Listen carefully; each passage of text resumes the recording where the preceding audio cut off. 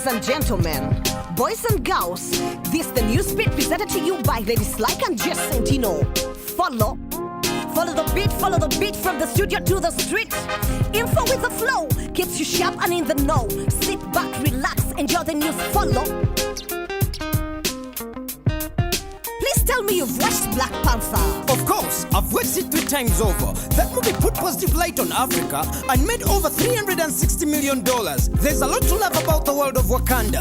For me, it was the dope tracks in Black Panther. The hot soundtrack dropped like Kendrick Lamar. 20 African and African-American musicians mixed different genres into cool compositions. What about the cast? There was so much talent. From Chadwick Boseman to Danai Gurira, Forrest Whitaker and Daniel Kaluuya did their best with the accents. A mix of the continent's different dialects. Lupita Nyong'o even spoke Hausa, and others mixed English and Isisosa. True, they had some female characters like Shiru, Wakanda's quartermaster, and then there was the all-women army that might be based on Ahosi of Dahomey, an all-female army that protected the king in Dahomey, now modern-day Benin. The movie was very spiritual, almost mythical, and every minute was full of amazing visuals, beautiful scenes, symbols, costumes, and colors. Yes, mad props to the director and actors. This film may change how people view Africa, the pure inspiration of the world of Wakanda. And from the magical Wakanda, we go back to present-day Uganda. The world praised Uganda's refugee policy, its open borders and hospitality. Now a scandal shakes Uganda's reputation. Corruption allegations led to investigations. MC Yala brings you the facts with a good story and tight wrap. Investigations stuck at office of the Prime Minister and UN agencies like UNHCR. Where did it start? Of course with money at the Solidarity Summit on Refugees. It was June 2017 in Kampala. Millions of refugees had entered Uganda. Different countries pledged their support. Millions of dollars for the refugee effort. UN officials called for a special account to keep track of such a large amount, but they didn't convince Uganda's government. Now something is off in the back statement.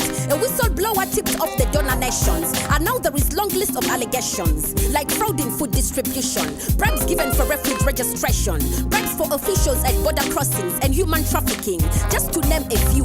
What's a country to do? With more refugees came more money, and the OPM was beyond capacity. Still, it's the refugees that suffer most. Let's wait and see who will pay the cost. I'm MC Yala, reporting for Newsbeat. Hey, has your work as a reporter ever made you feel unsafe? Not really, why?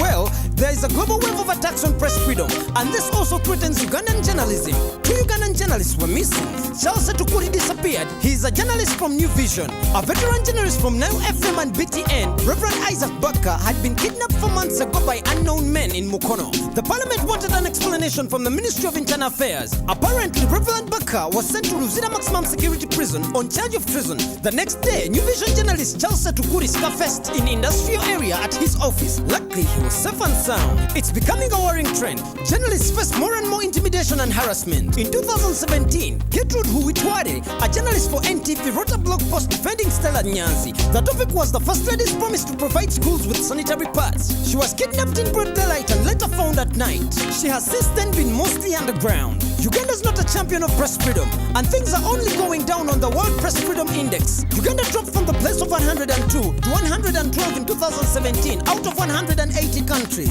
Wow, is the future of journalism so bleak? I'm still optimistic. As long as there are enough brave journalists who fight harassment and fight their fear, press freedom will never completely disappear.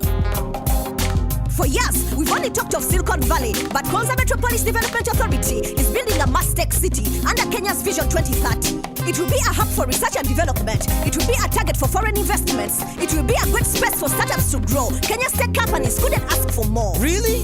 That sounds amazing, but seems like a big undertaking. The Pioneer project is already underway with roads and sewer lines to pave the way. There are 2,000 hectares for the tech city, just 60 kilometers out of Nairobi. What does it take to raise the investment? This project must have an enormous budget. $14.5 billion to be exact.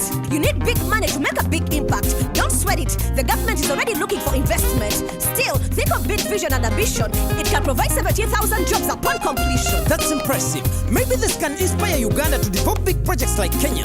We may not be ready to make a tech city, but at least we can make technology a priority. That was the news on the beat. Next week will be another hit. Still Ladies Like and Jess Sentino, reporting live and direct with love and respect. Follow the beat, follow the beat, follow the beat, follow the beat. Yes, follow the beat. Follow the beat, follow the beat, follow the beat, follow the beat. Yes, follow the beat.